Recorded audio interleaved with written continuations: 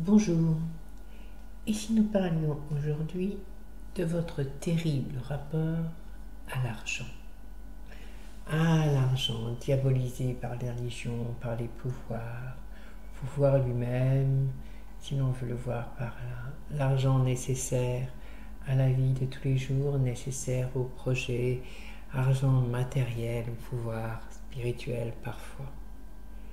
Quelle que soit la figure qu'on lui donne, beaucoup d'entre nous ont un problème avec l'argent. Il y a ceux qui ont un besoin irrépressible de le garder, de le conserver, d'en avoir plus qu'assez, de faire son petit trésor, sa petite... Voilà, pourquoi.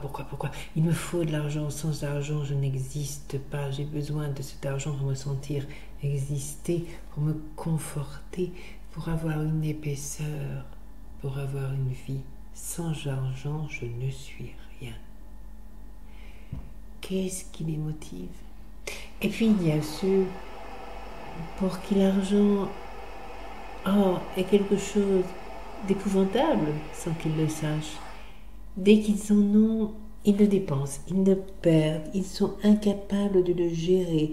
Une personne que j'estime beaucoup disait à ce propos, il me brûle les doigts, que ce soit 1 euro, que ce soit 1000 euros, que ce soit 1 million d'euros, ce sera la même chose.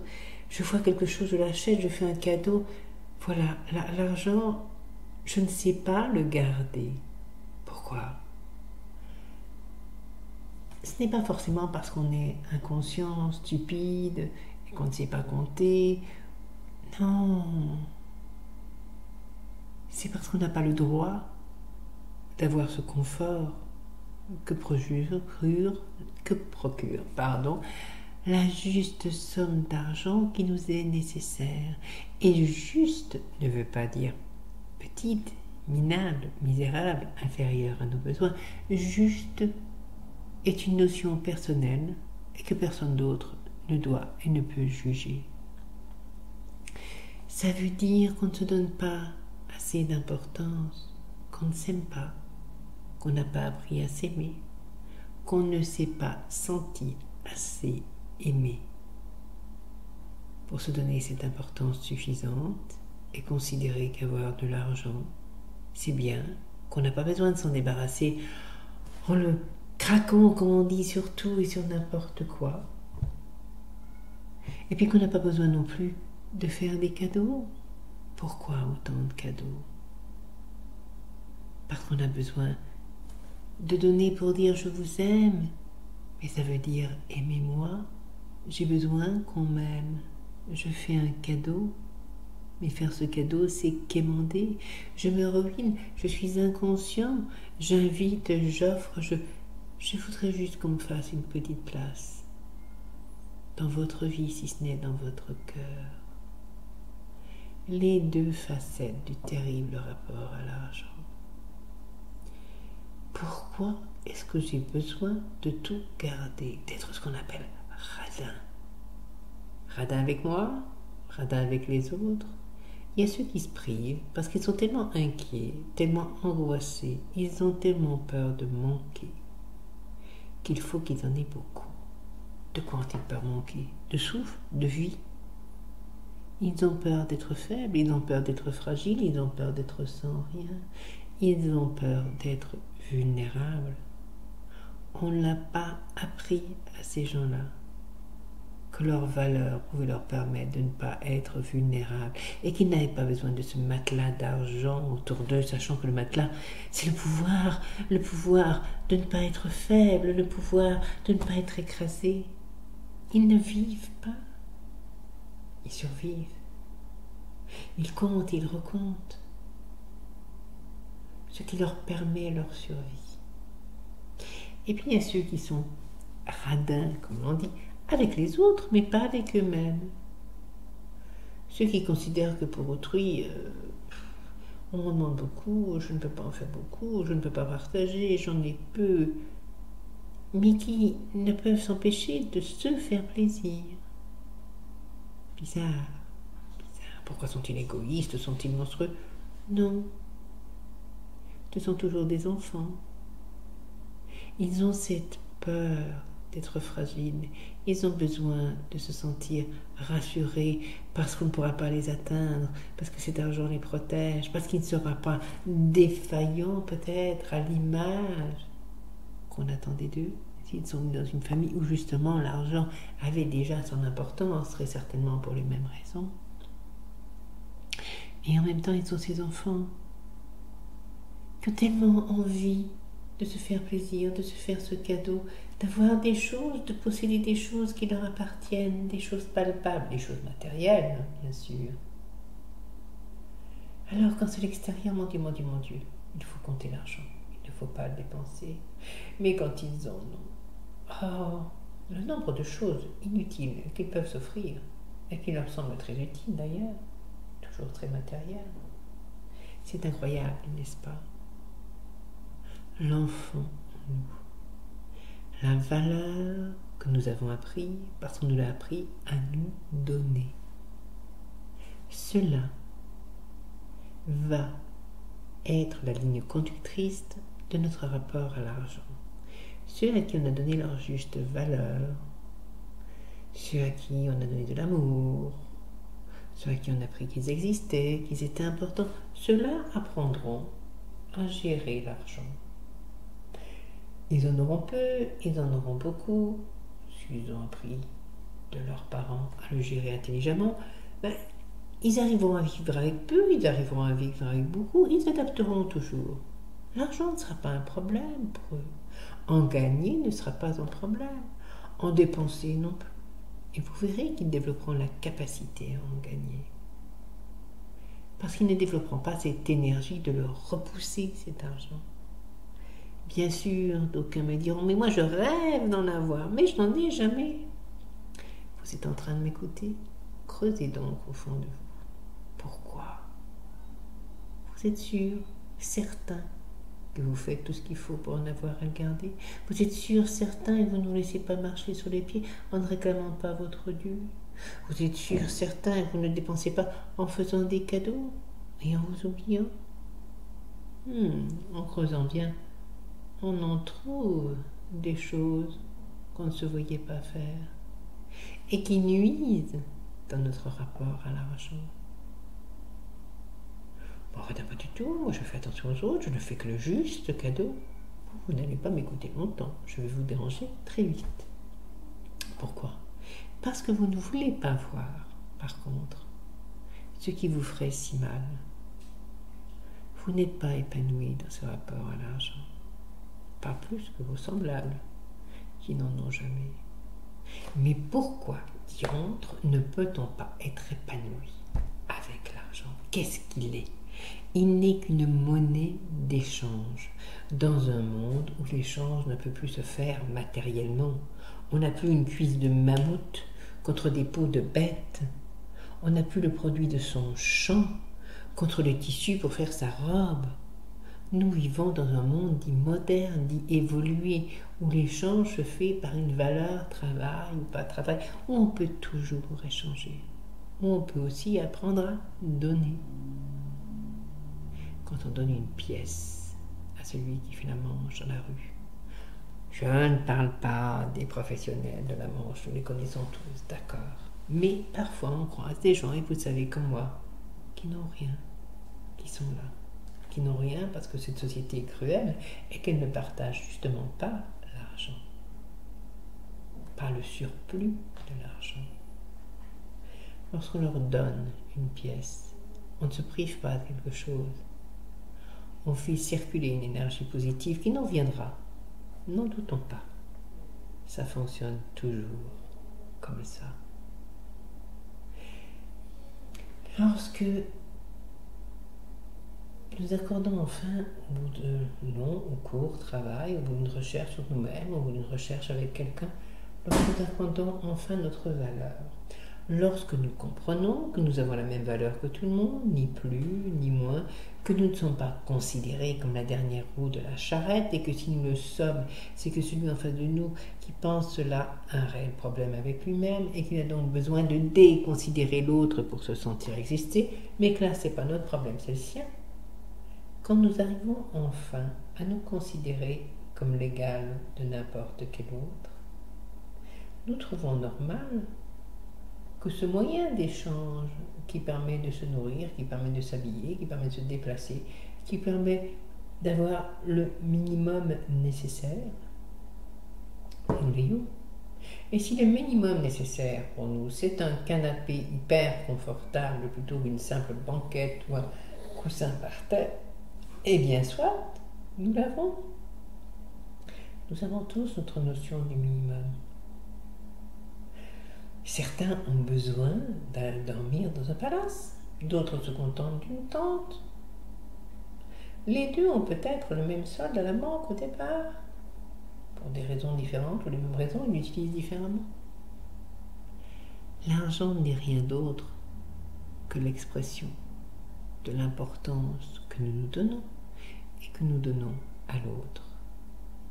Lorsqu'on vous doit de l'argent, lorsque vous faites un travail, il faut demander le juste dû.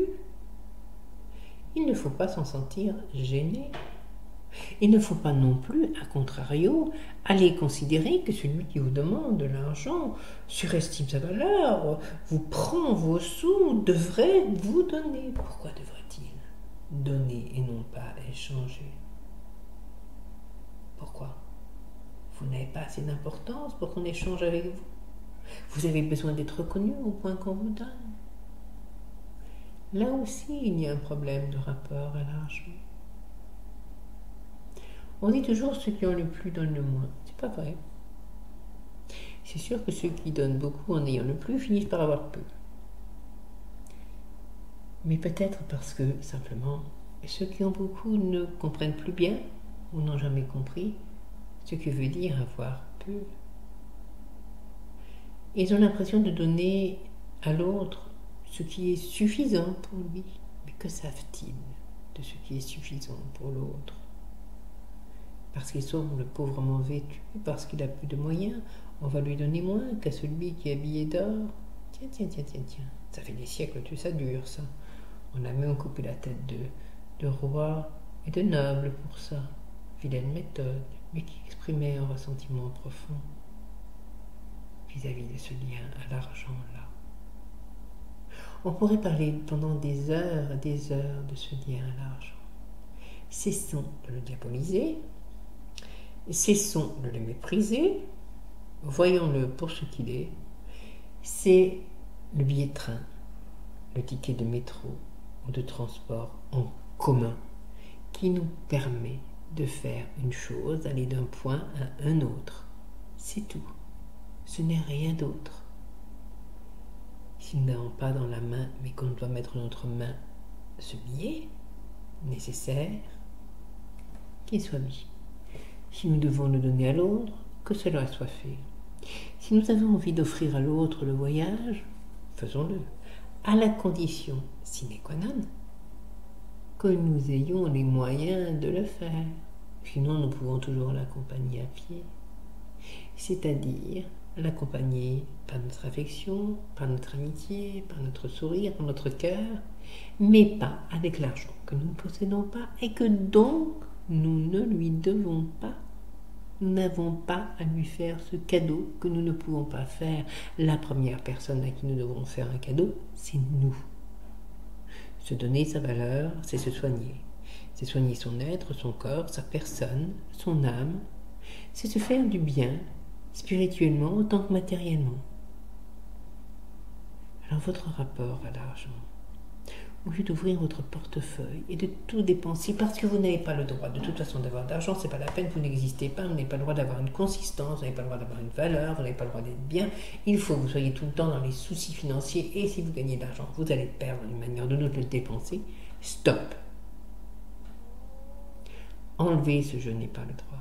Regardez-vous et dites-vous, mais j'ai le droit d'avoir des projets, j'ai le droit d'avoir envie d'avoir de l'argent sur mon compte en banque parce que j'aime bien quand même être tranquille. La vie est pleine d'aléas matériels. Je peux casser le talon de ma chaussure. Il vaudrait mieux que je puisse en racheter une paire si je veux avancer. Je peux casser ma voiture. C'est quand même mieux quand on peut en racheter une. Je sais de quoi je parle. Voilà, c'est tout. Déculpabilisez-vous et vous cesserez de perdre l'argent par les fenêtres. Cessez d'angoisser. N'ayez plus besoin de penser qu'il faut que vous existiez.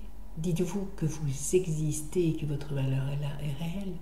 Et vous cesserez d'avoir besoin de compter vos billets et de vous sentir exister parce que vous en avez beaucoup, voire que vous pouvez en distribuer. Donc avoir le pouvoir de l'argent, le terrible pouvoir de l'argent. Acheter l'autre par l'argent. Quelle tristesse, n'est-ce pas? Comment peut-on penser acheter l'autre? Qu'achetez-vous? Son travail, son accord, son silence? Mais les élans de son cœur, son âme, sa gentillesse, son amitié, son amour, vous ne l'achèterez jamais. Ce n'est pas un moyen de transport comme l'argent, c'est un état d'être. Trouvez votre valeur, croyez-y. Vous n'aurez plus besoin de matelas inutiles, puisque de toute façon, le jour où vous passerez l'arme à gauche, de vie à trépas, on n'emporte pas son argent dans sa tombe. Et de l'autre côté, le jour où vous passerez l'arme à gauche et de vie à trépas, ce serait mieux de pouvoir faire notre lit qu'au bord de la route. Alors, ne gardons pas l'argent, ne le perdons pas. Essayons de faire ce que rappellent nos frères musulmans. Les intérêts ne devraient pas exister. On prête sans intérêt, on est solidaire de son semblable, on aide l'autre, on est une communauté, on s'entraide, on est honnête envers l'autre, l'autre nous rend et tout va bien. C'est aussi chez nos frères catholiques. Mais là, on ne trouve plus souvent que dans des instances comme le Secours catholique. Instance un peu trop désertée. Les religions, c'est pas toujours très bon. Je n'irai pas compter du côté de nos frères bouddhistes ou d'autres religions. Dans tous les cas, passons de là. L'argent, c'est comme tout. Ça sert, toute chose matérielle qui nous servirait, ça sert, c'est utile. Mais ça ne doit être rien de plus qu'utile.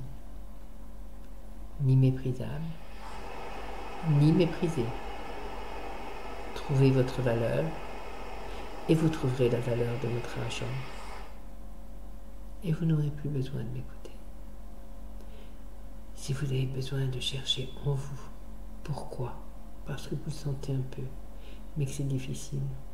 Je suis à votre disposition. Vous savez, je consulte. On se donne rendez-vous sur Skype. Il ne faut pas beaucoup de consultations pour ça. On creuse. On creuse, on creuse, on creuse. Et on trouve là où la pierre cache le trésor de votre valeur. Après, il ne reste plus qu'à l'enlever. Parfois, on a besoin de coups de main. Pas de problème pour vous aider. Écoutez, réécoutez, cherchez. On peut aussi trouver son trésor tout seul. À bientôt. Plein de lumière.